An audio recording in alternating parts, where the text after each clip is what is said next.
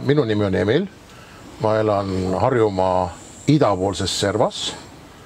Minu lähedal on Lahemaa rahvuspark. Ja ma olen ise, ütleme, maakas, kellel läheb korda, mis mu ümber on. Sest see, mis ümber on, mõjutab sind kogu aeg, iga hetk. See, mis mu ümber on, see teeb ka inimese. Tühjuse lagedus teeb ka tühja inimese.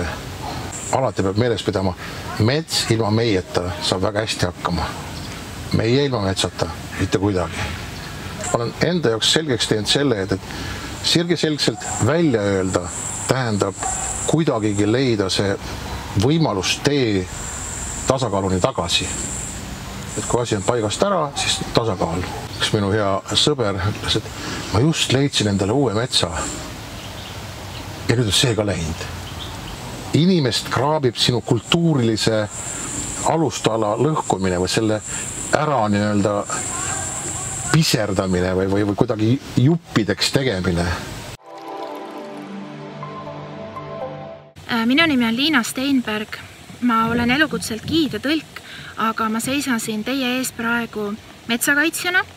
Ma olen Päästame Eesti metsad MTÜ üks asutajatest. Lihtsalt vaadates, mis siin minu kodukülas toimub ja mõeldes oma laste tulevikule, mõeldes sellele, milline vaesunud elukeskkond neid ähvardab, ma saingi mingil hetkel aru, et ma ei saa elada oma mugavustsoonis ja oma mullis enam edasi, et keegi teine minu eest need probleemid lahendab, et kuidagi moodi imeväel siiski toimub mingi muutus. Mul ei ole mõtet pingutada selle nimel, et kuhjata oma lastele kokku materiaalsed hüvesid, jätta neile mingi materiaalne pärand. Kui võib-olla tulevikus vaadata seda, mis nüüd toimub Eesti looduses, nende põhimure ei saa olema mitte rahapuudus, vaid nende põhimure saab olema see, kuidas selles vaesunud elukeskkonnas üldse ellu jääda.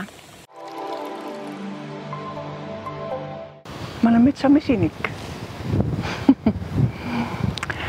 Jah, ma pean seni mesilasi ja päris palju ja ma olen nagu üle Eesti mesindust näinud.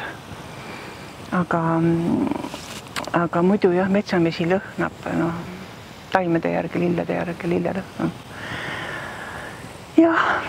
Ja mesinikuna näen, et liigirikkus kaob lihtsalt kohutava kiirusega. Metsad kaovad, see on niivõrd täiesti kohutav. Et tulevad need iga viimane tukk, mis on, sinna tuleb monomets asemele. Puupõllud tulevad asemele. 2-3 liiki jäetakse alles. Terve loodus vaesub. Kõik vaesub ju. Kimalastel ja nendel nad peavad tulema linna, et ellu jääda. Linnud ju kaovad ka ära. Põle ju kõik loodus vaesub, kui ei ole nagu ökokatastroofi järgi.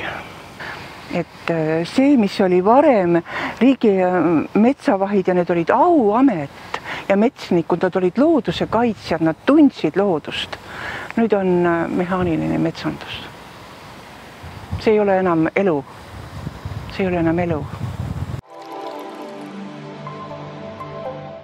Tere Eestimaa elanikele, kes näevad ja muretsevad meie riigi metsades toimuvate ulatuslike lageraiete metsakasvatuslike tagajärgede pärast.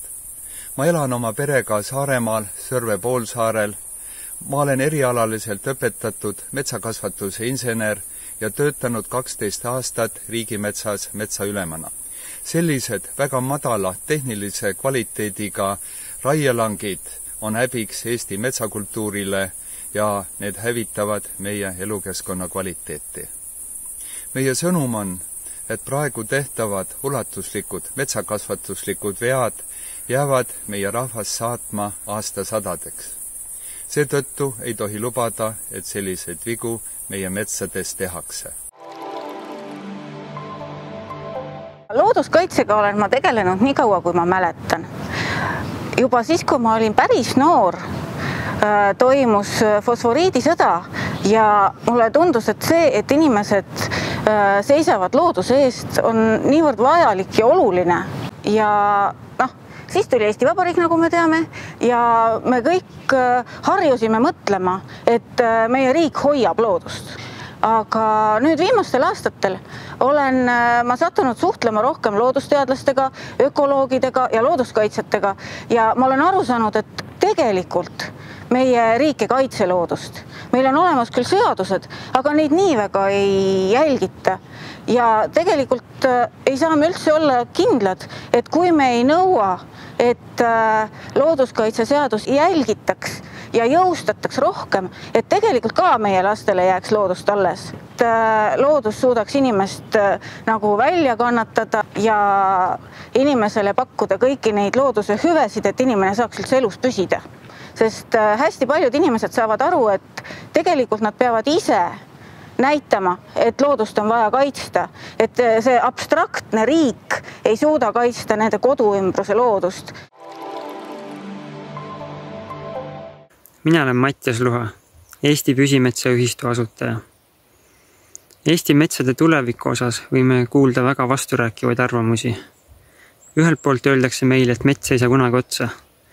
Teisalt kuulame loodusteadlaste üha suurenevat muret elurikkuse kao ja vanade metsade hävimise osas.